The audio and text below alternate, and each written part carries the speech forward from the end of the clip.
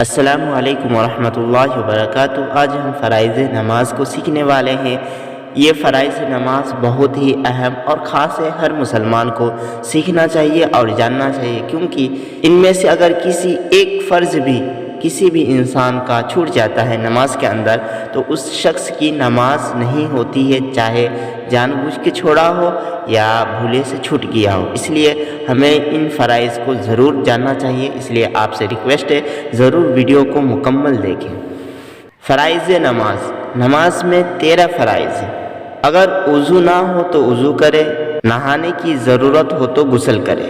Number 2، بدن یا کپڑے پر کوئی نجاست لگی ہو تو اس کو پاک کرے۔ نمبر 3، جگہ کا پاک ہونا، جس جگہ ہم نماز پڑھیں گے اس جگہ کا پاک ہونا۔ نمبر 4، سطر کا چھپانا۔ نمبر 5، قبلہ کی طرف منہ کرنا، قبلے کی طرف منہ کر کے نماز پڑھنا۔ نمبر 6، جس نماز کو پڑھنا چاہتا ہے اس کی نیت کرنا۔ نمبر 7، وقت آنے کے بعد نماز پڑھنا۔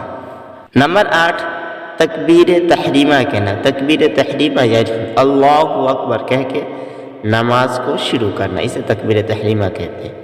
نمبر 9، قیام کرنا۔ قیام کا مطلب کھڑا ہونا۔ فرض نماز کے اندر کھڑا ہونا بھی فرائض میں سے، ضروری میں سے۔